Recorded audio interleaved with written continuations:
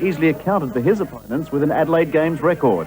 But Jackson's streeting the field here. Gray will come in for second. Let's have a look at the time. 13:40. I'm preparing well. Things are much better than I first of all expected. And with that in mind, then it looks pretty good. The 100 metres men's final provided the biggest highlight of the meet. Olympic champion Linford Christie exploding over the sprint course. A very good start for Ryan Whitnish on the inside. He's going well, as is Ito from Japan. Now Christie takes over, 40 metres away. Christie in front, Jack with him. Ito for third, at a time of, unofficially, we'll wait for it for Linford Christie in winning for the fourth time in Adelaide. Christie will train back home in England before competing in America, but he's still remaining non-committal about going to the Olympics. Well, I'm shaping up. You know, I'm always in good shape. Injuries is something that you can't help, but I train very, very hard, and you know, hopefully, you know, I leave the rest of the world with something to remember me by. Australia's Kathy Freeman made a surprise appearance in the women's 400 metres, running a good time of 50.8 in tough conditions. I trained really hard all the way through the season. NEC, of course, is the biggest track meet before the Nationals in March. Updating Australian baseball now, and the Melbourne Monarchs have won at home tonight. They beat the Gold Coast Cougars 7-5, while the Adelaide Giants thrashed the Hunter Eagles 16-2. Jeff Fennick will fight Azuma Nelson for a third time, and this time he feels lucky. Their last encounter was a write-off, the three-time world champ admitting he wasn't well prepared or advised, and we all know about their first meeting, the sole reason Fennick still wants a rematch. I have age on my side, and I believe that I have a burning desire and ambition within me that means that I'll go out there and I'll do anything to win this fight, anything. There's no way that I'll take a backward step. To racing, top 3-year-old Strategic has taken out the Australia Stakes. The John Hawkes-trained colt was favourite for the weight for age race, his performance indicating he'll be hard to beat in the big autumn carnivals. Last year, the John Hawkes trained at Tagnell won the Rich Cox Plate at the Valley. Today, his stablemate Strategic, perfectly ridden by Darren Gauci, dominated the Australia Stakes. Stakes is all over. This great colt Strategic is bounding away to win it easily. Strategic.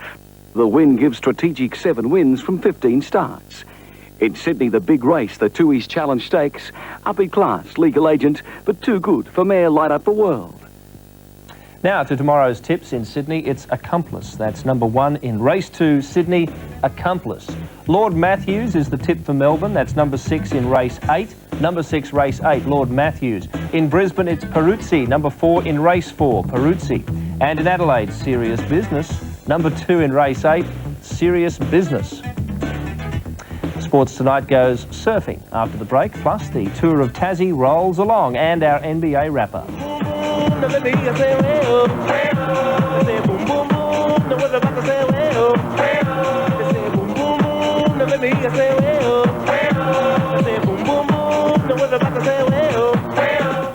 You're watching Sports Tonight, Australia Day. Popular Aussie cyclist Neil Stevens won a medal before he even turned a pedal on the 4th day of the Tour of Tasmania. His award, the Order of Australia. Now Phil Liggett checks out the order in which they finished.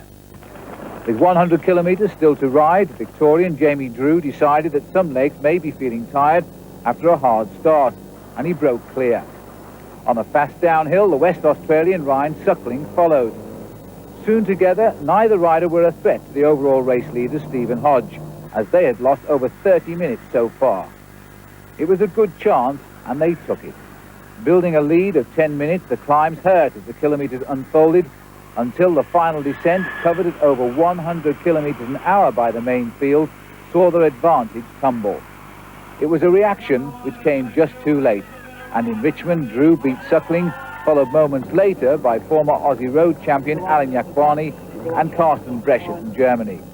Hodge kept his overall lead on a day which belonged really to Neil Stevens, honoured for his services to cycling. Cycling is a big thing in Europe. It's not so big here in Australia. And I suppose it's normal that we don't get the recognition that we get over in Europe, but it's good to know that people know about us, and people they know what we're doing over there, and it's great to get some sort of recognition. A couple of close ones in today's round of the NBA, but the big surprise, the scoreline between Washington and Houston. The Bullets blasting the Rockets off the court, an amazing 35 points between them.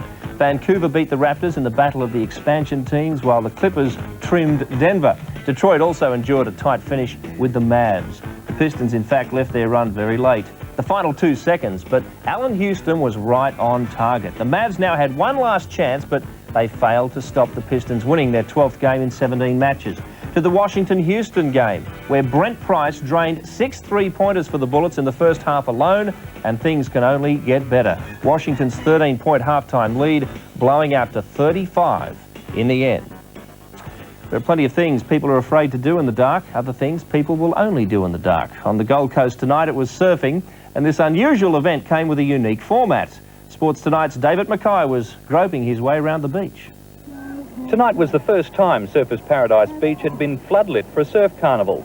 The Australia Day experiment was designed to mix both surf lifesaving and surfboard riding. Teams of 6 were made up of an Ironman and 5 surfers, one of which must be a female. Each round of the tag team competition begins with an Ironman paddling out to a buoy and back before his surfing teammates try to score as many points as possible in 20 minutes. Amongst those taking part in the novel event was Women's World number 2, Lane Beachley.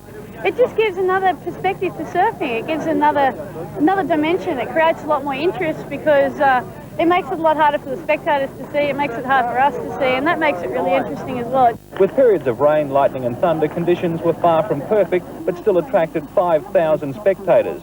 That put a smile on the face of event promoter Andrew McKinnon, who says the positive turnout by competitors and spectators will see the unusual event continue. There's no doubt this is going to become an annual event. Let's stay in the water for a moment and your chance to win in our Daihatsu Wipeout competition. Sports Tonight splashes into summer with a brand new giveaway from Daihatsu. All you have to do is pick your favourite Wipeout. Was it Wipeout 1, the Manly Muncher? Look at the wave break behind them, and Dwayne Thies has held on. And, Guy Leach. That was Guy Leach. He's fallen off. Was it Wipeout 2, Myers Mishap? Louis Meyer at the back of the boat. Oh, he's and he's fallen out. Louis Meyer, let's hope that sweepboard doesn't hit him. Or was it Wipeout 3, Hendy's backflip? He's gone backwards and his ski has thrown over. That's an enormous piece of bad luck for Trevor Hendy. Here's what you do to win a Daihatsu SX2, the only vehicle in its class to offer a removable hardtop and tilt-opening sunroof, power steering, central locking, and a Panasonic AM/FM car radio cassette player with detachable voice Mimo record. Ring 0055 60621 to match the Uncle Toby's commentary team, and you're in the running, with many thanks to Daihatsu. Welcome back. Well, this next story caps off Australia Day for one group of true blue Aussies. Another chapter in our sporting history saved, a real headline. The New South Wales rural town of Gunnedah proudly showing off a piece of rugby league memorabilia that was almost lost to the nation.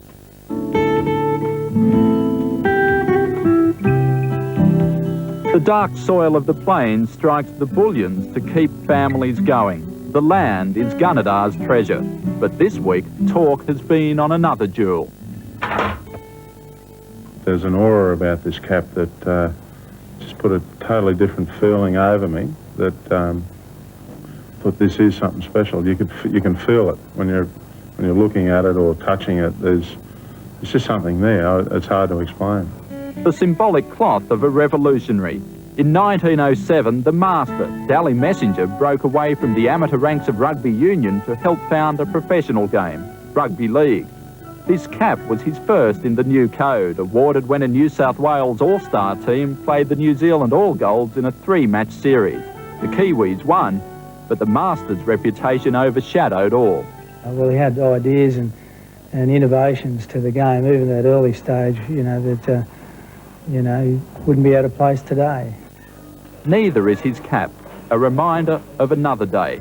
Dally Messenger died in Gunnedah, a local for the last 8 months of his life.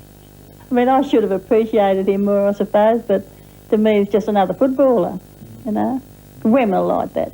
Mari Single remembers the master as a drinking partner for her husband Stan. Before Messenger died, he gave his mate the cap.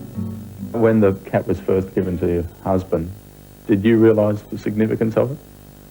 No, not really. It's just another cap.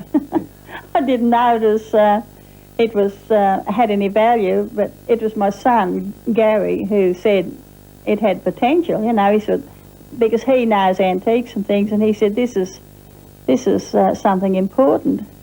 When her husband died last year, Mari considered selling the cap. Among the prospective buyers, a British museum. But when hearing of the sale, Parkview publicans Cole Burns and Paul Matthews came to the rescue. Yeah, that'll look great. Up about that high, won't it? We're also concerned that an outstanding piece of Australian sporting memorabilia was being lost to the town where I guess it belongs. I'm really glad that we have it and not the Poms. It's no good being kept here. I mean, nobody would have seen it. If it, you know, it's that important, it should be out on public display. That's my opinion anyway. So when the mist clears from this old chemist's cabinet, the Masters cloth will take pride of place on the Parkview bar. Trophies landed by Lop Fordham and Wop Elliott will keep it company. We'll probably have to move a couple of our clients to get it to make place for it, but it is, as we said earlier, an icon. I think the boys won't mind. But there will have to be some adjustments. The cabinet will sit on the prime spot for any lager. I mean, you've got the air conditioner coming out of here. You either sit here, put your beer in and don't blow the froth off the top of it. Yet all the regulars agree the sacrifice is worth it. In a town whose pride in sport is as rich as the fields it surrounds, Gunnedah can boast it is home of the Master. We don't wear caps these days, do we? The old saying, how many caps did you have for Australia? No, we've got one. OK, stand by, Patriots. Here's the special Australia Day edition of the Rev Plays of the Week. You've heard about the Republican debate, land rights, election dates. Well, like most Australians, we're ignoring them all. It was the week no one wanted to leave centre court. It must have been nice out there. I know. Let's play 30 games in one set. OK. Shanda and Arantxa trade groundies, while Andre and Jim, well, they find a good restaurant. And a few thousand fans roll out the sleeping bags, just in case. That is, until Jeff Pollard gives them all a reprieve. And then they complain. On the other hand, the biggest name in Australian tennis lasted about as long as a politician's promise after making the headlines with that win over Pistol Pete. Well, you try carrying 16 million people on your back and then hitting a decent shot. Speaking of shots, the sporting innovation of the week had to be the electronic puck, designed so the folks at home can see it better. Next move will be electronic shoulder pads so the viewers can follow the real action. If the Aussie soccer team thought they'd been robbed, losing their Olympic qualifying points, well, how would this goalkeeper feel? Still, let's hit the waves. The strangest promotional campaign in recent years, let alone the week. You thought there wasn't a lot of money in the pro surfing circuit. Check this out. Now, this is how they get from one contest to another these days. Well, I know where the next stop is. Portsea. Oh, boy. Media scrum of the week had to be at the Robbie Waterhouse hearing. Look at that. If only his brother was that close. Finally, there have been code violations for ball and racket abuse and just plain abuse, but Natasha Zavreva had to go and invent her own violation. Umpire's chair abuse. And there's more. That's right, littering. And you heard it first on Plays of the Week. Yes, that's it for Australia Day 1996, the day they do wheelies in Sydney's inner city, and no one minds. Wheelchair athletes, in fact. Paul Wiggins and Louise Savage won the annual Oz Day 10K race for the third and fourth straight years, respectively. I'm Bill Woods. Good night.